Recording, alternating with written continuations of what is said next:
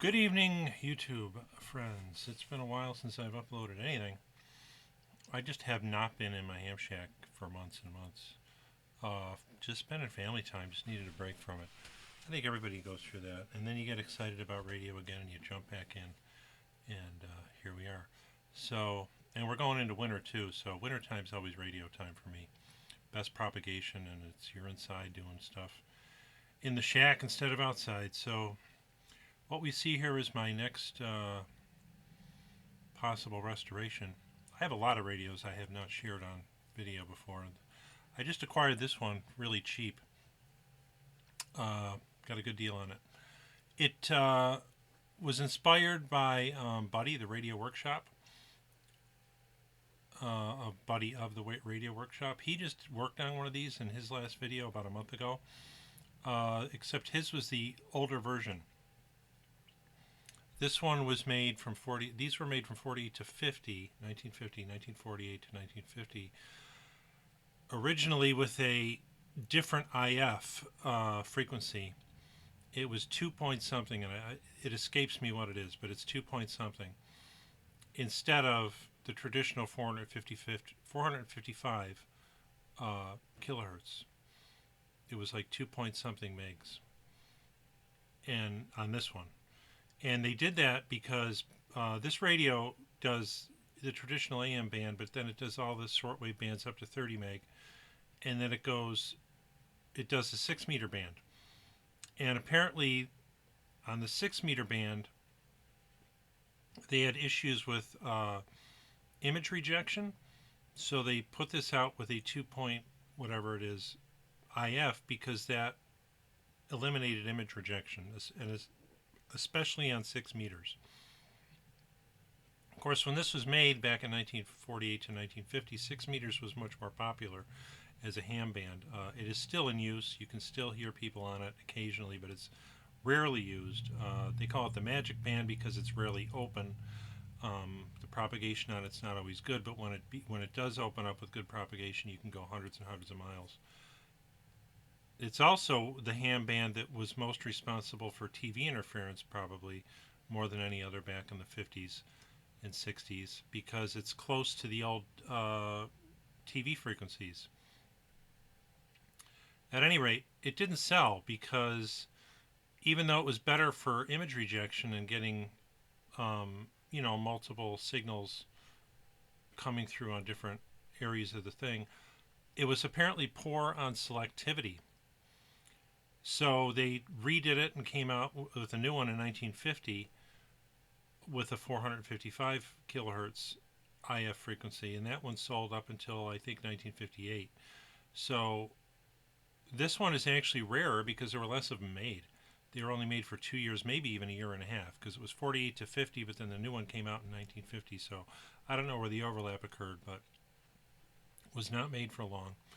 And it popped up on eBay, and I was looking for one like Buddy had, and unbeknownst to me, I bought the older version and then figured it out later on. This is a Hallicrafters S-53. The later version was S-53A, and that's the one Buddy redid on his YouTube channel. So this was presented as working, and it does. I have not plugged it in yet. Of course, I have to go all through the whole thing and restore it completely, but it's in pretty good shape. I'll just pop the lid. It's got a speaker in the lid. This is lamp cord on the speaker. I noticed. I looked at it earlier, so it's been worked on at some point in its history, and the other speaker cord has been cut and taped, so you know somebody had the chassis out before and disconnected the speaker. It's pretty dusty, but it's complete, and it's really only dirty and dusty. I don't see any really true, what I would call corrosion on it, to speak of, other than the transformer a bit. And the front's pretty good. It's in good shape. It is missing a volume knob, which I can easily come up with. It's just a D-ring, a D-type knob, which I have knobs hanging around. A little scratched up, scratches here. It looks like somebody got some black stuff on the front of this and tried to scratch it off, and unfortunately they scratched down to the original aluminum. But I'll probably maybe get touch-up paint for that. The other wear I'll probably leave. That's just normal wear. I don't mind having wear like that. Look at the back real quick. Old, very stiff cord. Probably original. It's not polarized. This probably has a hot chassis. Well, no, it's got a transformer, but it's of that era. Model S-53. So I'm going to pull the chassis and we'll take a look underneath and see what we find. I have to figure out how this comes apart.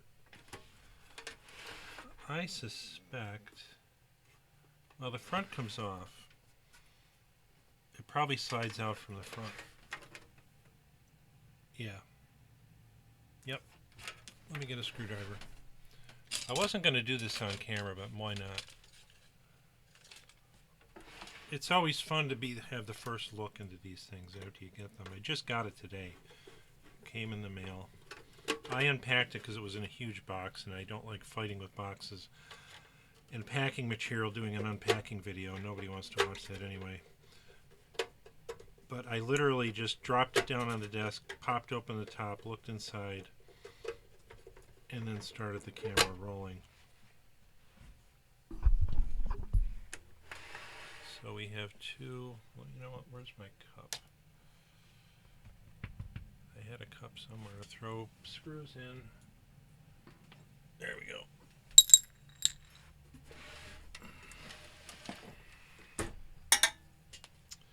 At least we'll get a look at the bottom underneath, and maybe I'm thinking I'm going to power it up, because the guy had pictures of it on eBay with the lights on, the dial lights on, and said it worked on AM, and he was able to tune in a radio station by him, and that was the extent of his testing. Now, yes, I know it's got the original filter caps, and don't let it, you can short out a capacitor and burn up your transformer.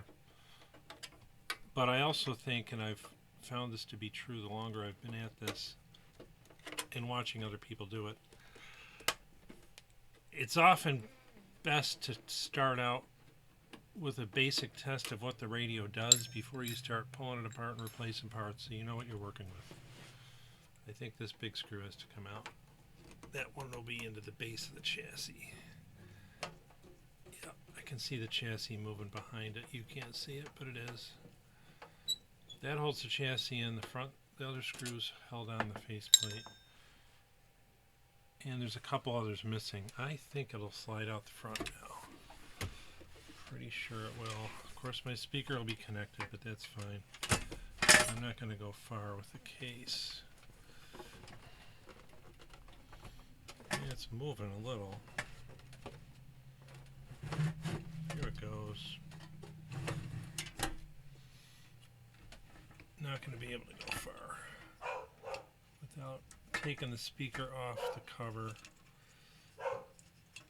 I'm not going to cut the wires again or undo them. I should be able to just tip it. Actually, just close it. That'll work. It's out. Now the fun part, we get to look underneath together.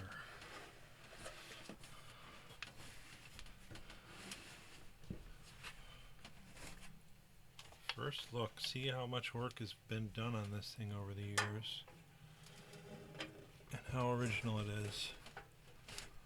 Yeah, it's had work for sure. Fairly recent modern work, but it's still got original caps in it too. I'm going to move this camera.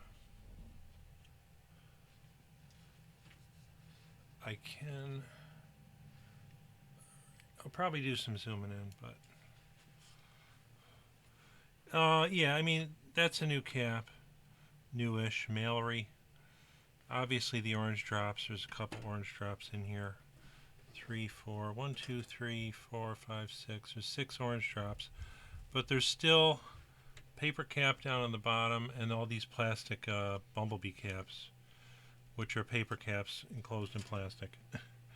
And they got to go. Other than that, it looks really clean. I'll take a little zoom in. You know what, I'm going to turn this. I want to be able to see what you see through the camera, so I got to be able to look at my computer screen because I can see it on there. And then I'm not bouncing all over the place with this camera too much, maybe. Put it in some better light. Okay. Let me just get this out of my way on the computer screen. Okay. All right. So, yeah, I think all those plastic caps are original. Although they could have been replaced at some point because I don't, you see that paper cap down here, although there's not much wax on it. You wonder if sometimes, like, I know a lot of the times these plastic ones date from the 60s. And it's possible somebody recapped this in the 60s. In fact, I'm going to guess that may have been done. And maybe that paper one is an original because this dates from 48 to 50. I'm not sure exactly when these plastic caps came into use, but I think they more date into the late 50s, into the 60s, maybe. Not that it matters. They're all going to go.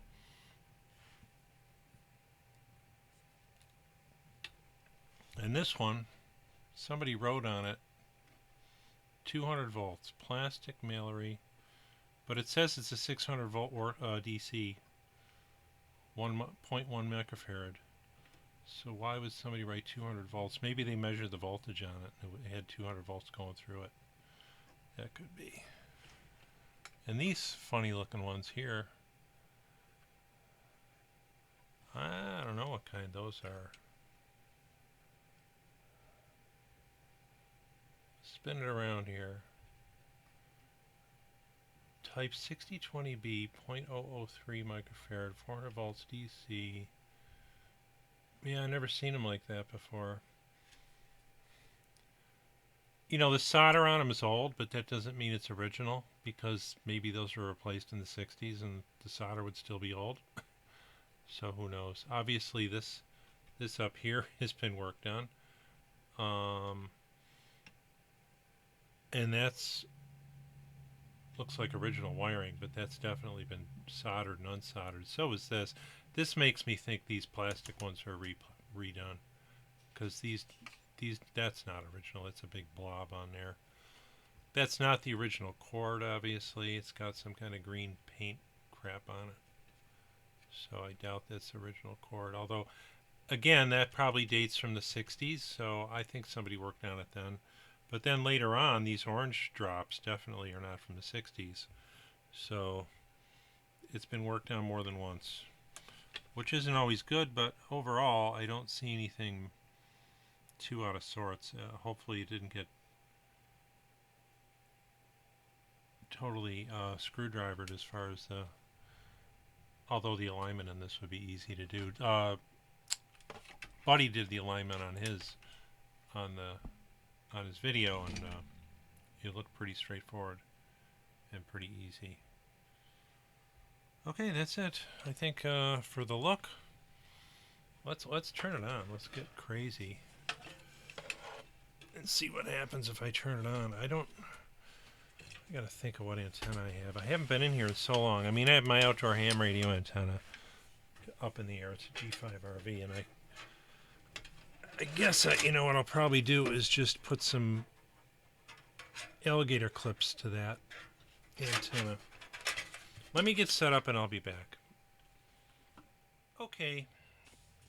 I have the radio plugged into my isolation transformer / Variac. It's an old one from the 50s. It brings it up gradually. It starts out at about 90 volts and it works its way up to like 150, but I'm only going to bring it up to 110. I do not have a volt meter on that you can look at the moment. I have one, but I don't know where it is. I haven't been in here in so long. I'm losing track of my stuff. So, here we go. You're going to maybe hear this thing come on. That little noise was my little Variac thing coming on. It's down on the floor. I apologize for. All right, it says 90 volts. There's a little meter on it down on the floor that I'm not going to swing the camera over to. So we're plugged in. I have my antenna plugged in with alligator clips to the outside antenna in my backyard, my G5RV. And let me just check this connection. Yep. I think we're good. Let's see what happens. First power up.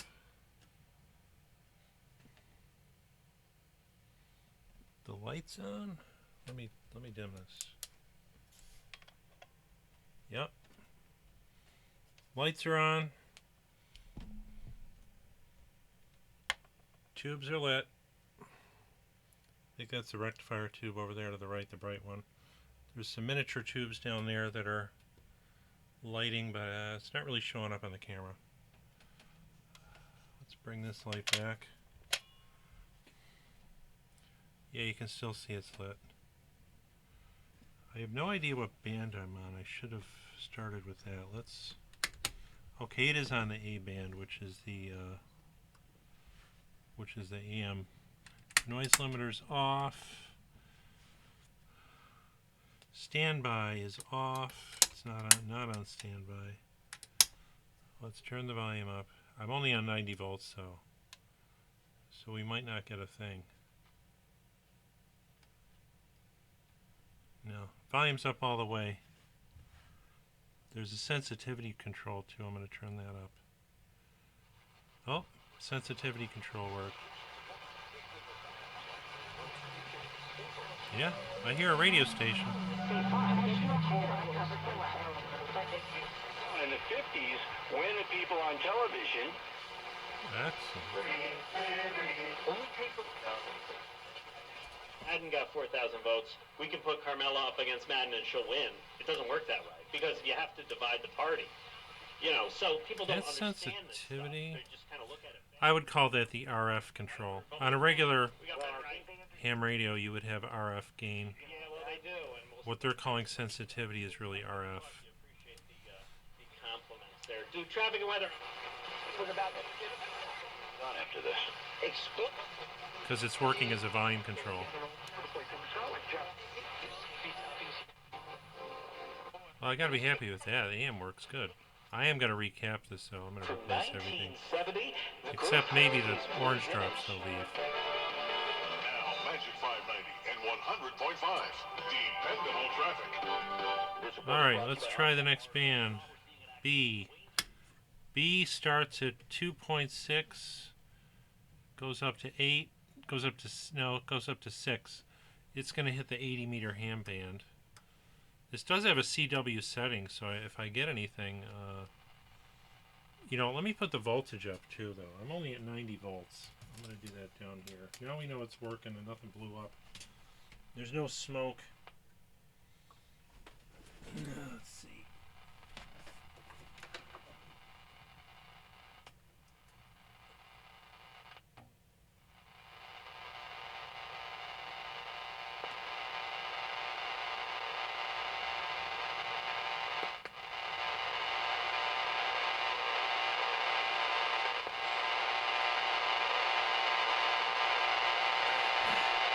Well, I turned the volume up too. Okay. We're at about 115 volts according to my little meter down there on the floor.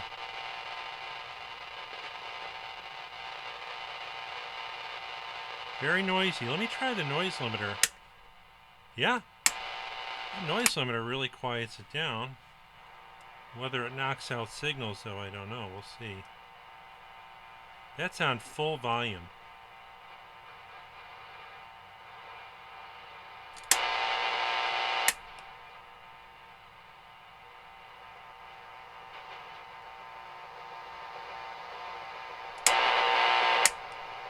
Listen to that noise. We're coming up on the 80 meter ham band now.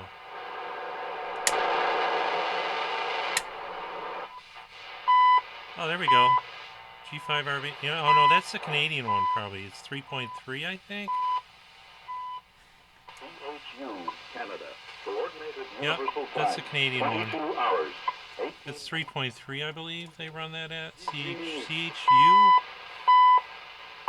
The Canadian equivalent of WWV. I actually get this better than the American one. The American one's in Colorado. This is in, I think, Montreal, which is north of me, not too far. I'm in New York State. See if we get any ham guys. I'm going to throw this into CW mode. Don't hear a big change. I'm going to turn the noise limiter off for a minute.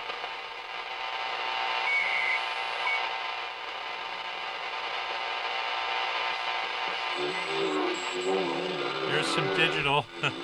Digital on 80 meters. Ah.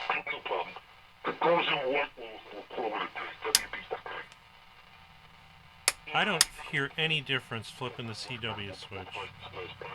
It doesn't have a BFO or anything like that. I don't know what that switch does, but it ain't doing much. I think your man sounds better than the flip.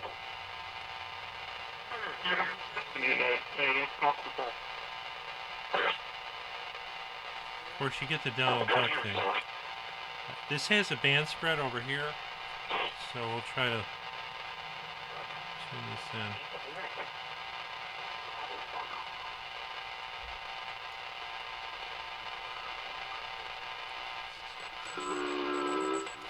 Yeah. Band spread works.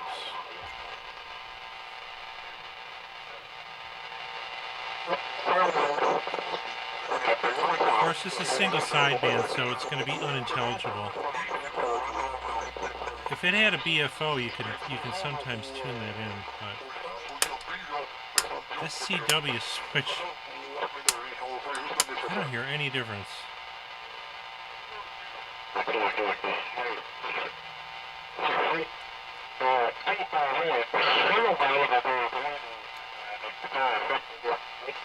Alright. Well, that band works. Let's go to C. So this is 6.4 up to 16. It's dark out. It's about 5 o'clock at night. We've changed the clocks. I'm in the 20 meter range right now. I don't think you're going to get anything there. Around 14. Oh, some digital. Yep. PSK 31, I believe.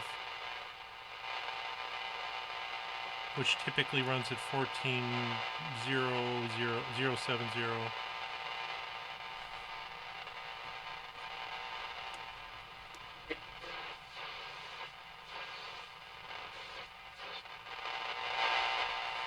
Alright, let's work our way down. Might get some foreign broadcasts here, you never know. Oh, let's try the noise limiter. There you go. 454-430. Leave your friends to That's watch around the big 10, game or that's soccer 10, match on that's their 12. big screen TVs. Olga's has Of course, it all, I have this, including Wi-Fi hotspots. this probably has to be on 0 to make that dial accurate. The band spread.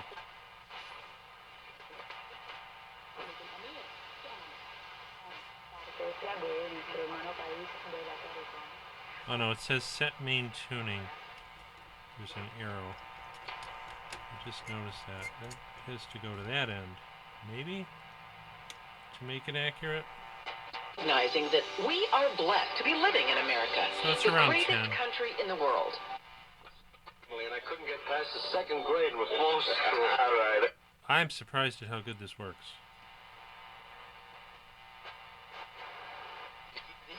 Claro, rebautizado después del 59 como Brasil, aunque dejaron 1-1. Now we're down in the ham band 40 meters. God, it's noisy. A lot of that is electrical noise around my house. I get terrible noise where I live. Alright, let me try the band spread.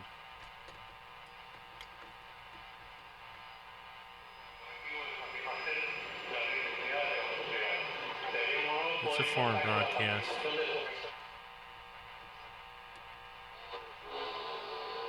There's some digital on 40 meters. Yep, so that's where, there we go. Now we're down to the 6 area. This is where you get pirates. If you get any pirate radio stations, they take ham radios and they basically modify them to run lower in the band in the 6 range. 6,000 kilohertz or 6 megs. And you hear a lot of pirates in that area.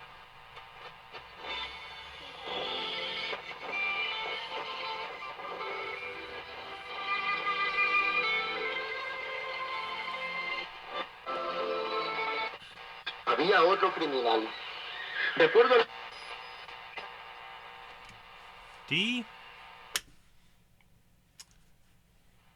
D runs 14 to 31. Turning the noise limiter off.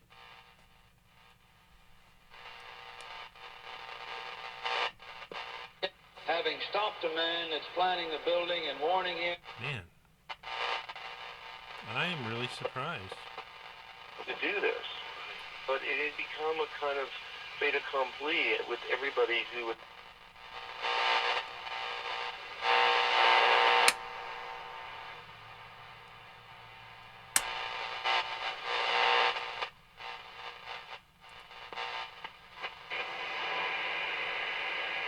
That's a digital, probably a military digital signal.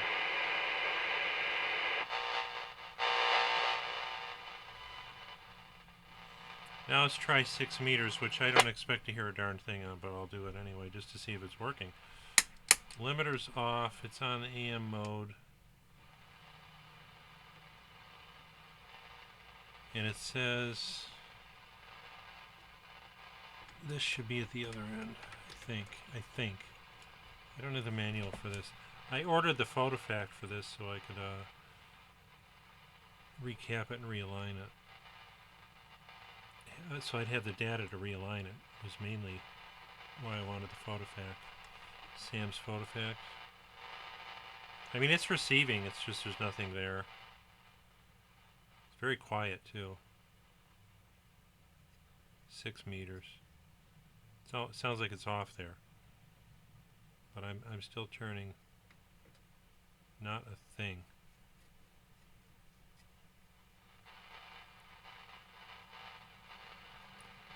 But you know, with poor propagation, that would be normal to not hear anything there. Just try it on CW for a sec. Noise limiter is off. Let me spin the band spread. Band spread's down here off this knob.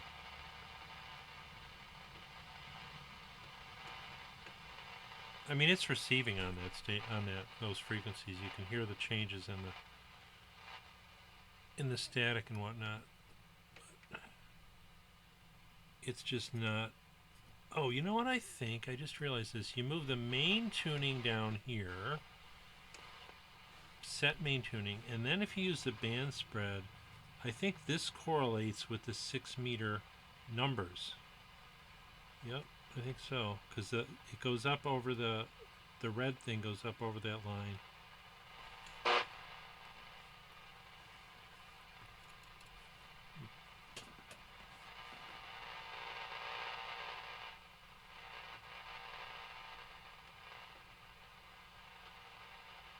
But of course there's nothing there.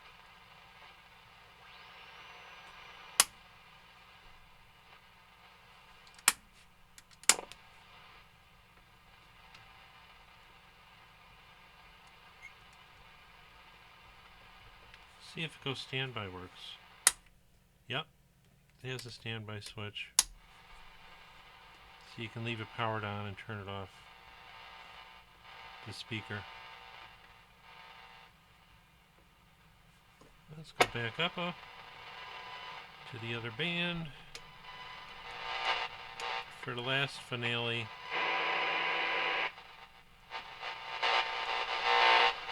So every band seems to work. So even being able to say who's near death, And then just to add one last thing, one of our provinces. Very surprising. Got a great deal on it. So I am going to go through this and clean it very good. Clean the chassis, replace all the caps that are paper, and do an alignment on it. There you have it. Thanks for watching. This is Tom, 73.